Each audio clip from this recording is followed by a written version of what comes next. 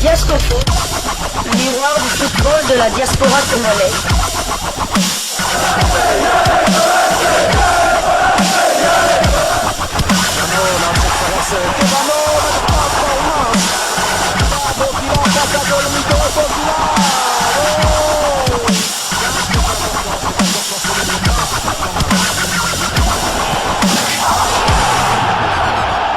Diascofoot, le miroir du football de la diaspora congolaise. Vous êtes sur Diascofoot, le miroir du football de la diaspora congolaise. Diascofoot vous dit bonjour, tout le plaisir est pour nous de vous retrouver, mais surtout de savoir que vous êtes nombreux en train de suivre votre chaîne YouTube dédiée uniquement aux footballeurs de la diaspora congolaise. C'est l'heure de partager avec vous quelques news que nous avons pu récolter pour vous, des news concernant la tanière des léopards de la République démocratique du Congo. Et cela dans le cadre de cette première livraison sportive de ce mardi 16 avril 2024. Une livraison qui nous verra parler de cette prochaine échéance pour les léopards de la RDC. Vous le savez, les léopards auront 2 matchs au mois de juin prochain dans le cadre des éliminatoires du mondial Mexique-États-Unis Canada 2026 et ce sera pour le compte de la 3e et 4e journée. D'abord un déplacement périlleux du côté de Dakar pour y affronter les Lions de la Teranga, ensuite recevoir ici en République démocratique du Congo, probablement Kinshasa, les éperviers du Togo qui seront amenés certainement par leur meilleur buteur Denke, meilleur buteur togolais et meilleur buteur africain évoluant à l'étranger. Alors nous posons une question ici dans la rédaction. Quelle défense alignée pour contrer justement cette belle équipe des Lions de la Teranga, une équipe qui a su requinquer son moral après une élimination, on va dire précoce de la dernière CAN, élimination par le pays organisateur qui n'est autre que la Côte d'Ivoire.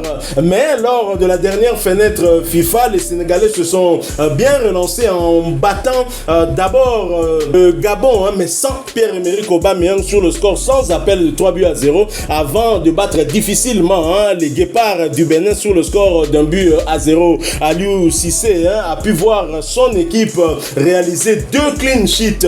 Alors, mais une attaque aussi prolifique avec une moyenne de 2 buts par match, même si c'était déséquilibré. Contre le Gabon, c'était 3 buts et contre le Bénin, c'était 1 but. Est-ce que les matchs qui nous donnent plus d'enseignement, c'est celui du Bénin, voir comment les Béninois ont joué en défense pour contrer cette équipe, ou bien c'est le match du Gabon pour voir comment est-ce que la défense gabonaise était fébrile, a permis aux attaquants sénégalais d'inscrire 3 buts. En tout cas, cela nous permet de nous poser cette question: quelle défense alignée contre les Lions de la Teranga? Tout à fait, parce que on voit, c'est vrai qu'il y a encore du temps, on est à plus de 45 jours de ce match capital, mais si on se réfère à la dernière CAN, on peut constater que Sébastien Desabre, il avait son équipe type, il changeait à une exception où près il changeait rarement ses pions. Donc au goal on avait Lionel Passinzao, à droite nous avions Kalulu, dans l'axe on avait Chancel Mbemba ou soit Dylan Batoubisika ou Enoch Baka Divaran, et à gauche bien entendu Arthur Maswaku. Mais de tous ces joueurs, on peut dire qu'il y a à part peut-être c'est vrai que Chancel Mbemba, il a repris la compétition, mais il n'est pas encore à 100%, on l'espère, mais à l'heure actuelle, Gédéon Kalulu, non, d'abord Lionel Passinzao, et il est blessé, il sera d'office, il ne sera pas là pour le match car il va revenir au mois de juillet, je pense. Aldo Kalulu est en difficulté du côté de l'UFC Lorient, ça fait 2 matchs de suite qu'il ne joue carrément pas, il est resté sur le banc, et son remplaçant Bayeye qu'on avait vu à la CAN lors du match de la 3e place contre l'Afrique du Sud titulaire, lui aussi est en difficulté du côté de l'Ascoli en série B italienne. Donc on se pose quand même certaines questions, et Arthur Maswaku pour le moment il est indisponible du côté de Beşiktaş. Nous connaissons pas encore la durée de son indisponibilité, mais à l'heure actuelle il est indisponible. Donc c'est pour ça qu'on est en train de voir quelle défense quelle défense pour jouer le Sénégal, en sachant que Gédéon Kalulu est en difficulté dans son club et Lionel Passinzao ne sera carrément pas là. L'homme prudent voit le mal de loin, dit-on. Alors, dans le compartiment défense, lors de la dernière CAN, Sébastien Desabre, Noko Seba, le sélectionneur manager de Léopard, avait 9 éléments.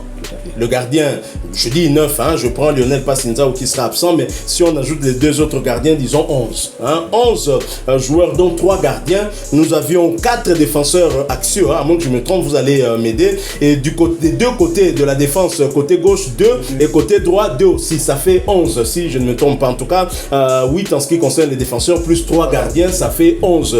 Et sur les 11, combien sont à 100%? Combien ont du temps de jeu? Déjà, il faut enlever Lionel Passinzao. Berto n'a pas de temps de jeu. Siadi Badjo n'a pas de temps de jeu. Donc, on n'est pas vernis, franchement. Les 3 gardiens déjà n'ont pas de temps. Je vois Fayoulou venir. Même si peut-être qu'on gardera Berto, on va en parler. Prenons le compartiment latéral gauche. Là, nous avons 2 joueurs. Hein. Un est en super forme. Il est en super forme. Joris Kayembe est parmi, en tout cas, les défenseurs congolais le plus prolifique, hein, qui est le plus décisif. Derrière Chancel Mbemba, certainement. Arthur Masuako, je pense aussi. Mais Arthur Masuako est blessé. Actuellement, en tout cas, il est blessé. On devra attendre qu'il revienne. Est-ce qu'il reviendra à temps? Y aura-t-il le temps de récupérer? Question mark. Donc, dans le compartiment latéral gauche, c'est 50% par rapport aux joueurs qui ont joué la dernière CAN.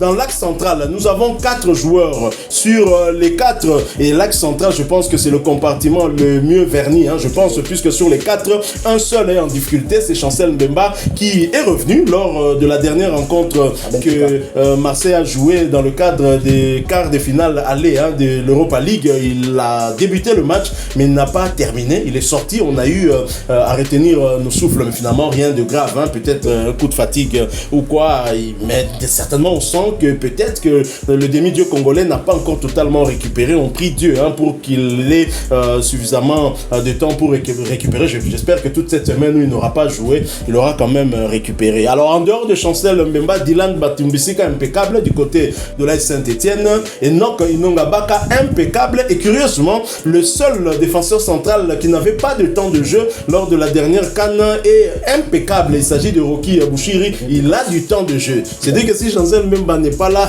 il faut savoir que Rocky Bouchiri sera là. Bon, certainement on parle d'Axel Tonzebe qui arrive aussi pour renforcer la tanière. Alors du côté droit, c'est vraiment le côté où on a le plus de problèmes, parce que 100% des joueurs qui étaient à la CAN n'ont pas de temps de jeu. N'ont pas de temps de jeu. On peut dire qu'ils ne sont pas en forme. J'ai donc Kaloulou, le titulaire, ne joue plus depuis qu'il a fait son retour de la CAN. Brian Bayeye, 2 matchs, il n'est pas sur la feuille du match. Jusque-là, on n'a pas encore d'informations pour en connaître les raisons exactes.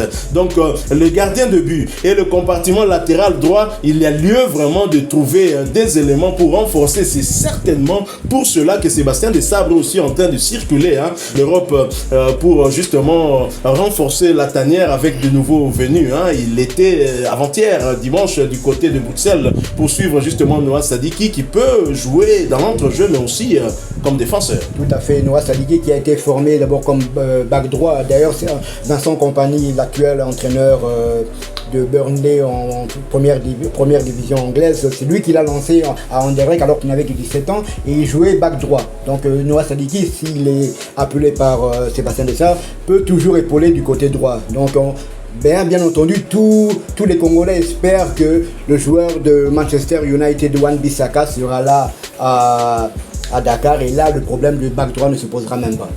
Oui, si bien évidemment Bissaka vient, je crois qu'il n'y aura pas de problème. Mais pour le mois de juin prochain, en tout cas, c'est que je suis en train de voir, connaissant Desabre, quelqu'un de pragmatique. Hein, je pense que Bayeye risque de ne pas être appelé. Je vois un Moko Kwama et Soso replier. Si Soso ne revient pas, ce sera alors Jordan Nikoko, parce qu'il est aussi régulier de son côté. Il y a lieu de craindre aussi, hein, peut-être qu'il aille encore nous piocher Brody Ngonda pour qu'il vienne pour remplacer peut-être Arthur Masuaku ou Vital Ntimba qui a aussi un peu de mal, hein, avec son club de Girondins de Bordeaux. C'est actuellement donc. Donc c'est ça, c'est vraiment compliqué. Mais bon, alors on a posé une question, répondez-nous en commentaire. Hein, qui, comme défenseur, hein, pour jouer contre le Sénégal, tenant compte de tous les paramètres que nous venons de vous présenter ici, hein, notamment des blessés et des joueurs qui n'ont pas de temps de jeu, qui, comme défenseur justement pour faire face aux Lions de la Teranga? Il faut dire que Axel Touazembe, c'est vrai que c'est un joueur à vocation formé comme axial qui joue en défense centrale, mais dans son club, il joue la majorité du temps comme back droit. Donc il a déjà l'expérience dans son club. Donc si il est sélectionné par Sébastien Desabre, on n'en doute pas, hein, on n'en doute pas. Et il peut aussi dépanner sur ce poste-là si, par exemple, Gédéon Kaloulou, il arrivait que Gédéon Kaloulou n'est pas en forme ou bien qu'il soit blessé ou quoi. Axel Touazébé peut dépanner à ce poste-là. Même Chancel Mbemba, il a dépanné plusieurs. Il a commencé à Anderlecht, à Porto, à Newcastle, même à Marseille. Parfois, il a souvent joué au back droit, donc il n'y a pas de problème. On a parlé aussi de Noah Sadiki, donc vous avez parlé aussi des Coco, de Moukoko Amal et tout ça, mais je crois que Axel Touazébé peut dépanner à droite. Allez, je me lance. Contre le Sénégal, dans les buts, nous aurons Dimitri Berthaud. Oui, il n'a pas de temps de jeu, mais il a encaissé, c'était 5 buts contre Paris Saint-Germain, 6. C'était 6 buts contre le Paris Saint-Germain, dont un triplé de Mbappé. Bon, encaisser un triplé de Mbappé, je pense que ça doit être un honneur, hein, au vu de la stature actuelle de Kylian Mbappé. Berthaud, dans le but, comme défenseur central, je me dis, je prends Chancel Mbemba dans sa situation actuelle, on ne veut pas prendre de risque, on le met de côté, même si je suis certain qu'il va récupérer. On a dans l'axe central Dylan Batumbisika et Enoch Inonga Abaka. Du côté gauche, Arthur Maswako dans sa situation actuelle, je mets Joris Kayembe. Et du côté droit, Axel Touanzebe qui arrive, qui a déjà obtenu son passeport congolais. Certainement, il était à l'ambassade, c'était pas pour voir la photo du président Félix-Antoine Tshisekedi. Je le mets du côté droit. Voilà ma défense pour le mois de juin prochain. Je me suis lancé, c'est vrai que Fayulu sera certainement là, c'est le gardien le plus en forme actuellement, je pense, des gardiens congolais qui évoluent à l'étranger, même ici au pays, il sera là. Mais est-ce que Sébastien Desabre voudra prendre de risques? Si j'étais lui, je prendrais quand même de risques parce que Fayulu a déjà connu la sélection, il a déjà connu la sélection et donc je ne pense pas que ça lui demandera encore un temps d'adaptation, même si le Sénégal, c'est pas n'importe quelle nation. Tout à fait. Vous êtes projeté déjà au mois de juin, je me projette au mois de juin, mais en tenant compte de la situation actuelle, me disant que cette situation va perdurer jusqu'au mois de juin. Okay. Parce que je ne voudrais pas dire que Chancel Mbemba sera là, je ne sais pas s'il va réellement récupérer à 100%. C'est pourquoi je le mets un peu, je le laisse un peu au repos. Tout à fait. Pour moi je mettrais Berthaud au goal, même si Fayulu vient, je dis Berthaud a déjà l'expérience, il a déjà joué avec l'équipe nationale, un match officiel et un match amical et 0 but encaissé. Et lancer Fayulu dans le bain comme ça dans un match très important, imaginez-vous qu'on perd 4-0, même s'il n'y est pour rien, on dira pourquoi il n'a pas mis Berthaud, voilà. Ouais. Tout à fait. Donc voilà, à gauche je mettrais sûrement Arthur Maswaku, bien qu'il soit blessé actuellement, mais 2 mois quand même. Je crois que s'il était blessé pour une longue durée, on le saurait déjà. Donc à mon avis, il va peut-être reprendre la semaine prochaine ou bien au plus tard dans 2 ou 3 semaines. Dans l'axe, je mettrai Chancel Mbemba, bien entendu, et allez. Et non qui n'ont pas Dylan. Je mettrais Dylan quand même, Dylan Batumbisika, je me dis c'est légal, ils sont physiques, donc il faudra aller dans les duels et tout ça. Comment ça s'appelle, les attaquants sont quand même grands, donc pour aller dans les duels, je choisis carrément Dylan Batumbisika, et à droite, même s'il n'a pas du temps de jeu actuellement, je choisirais quand même Gédéon Kaloulou par rapport à Touanzebe. Touanzebe, certes, il a du temps de jeu, mais il n'a pas d'expérience en sélection africaine. Donc je mettrai quand même Gédéon Kaloulou qui a montré de très bonnes choses lors de cette CAN et d'ailleurs le danger est rarement venu du côté gauche. Il a seulement été mis en difficulté lors de toute la CAN par une mauvaise passe. Ingegra, le joueur Vigotan là, qui a été élu d'ailleurs meilleur jeune de la CAN. Donc il est, à mon avis, il a fait une très bonne CAN, donc même s'il est en difficulté avec le FC Lorient, je mettrai quand même Gédéon Kaloulou.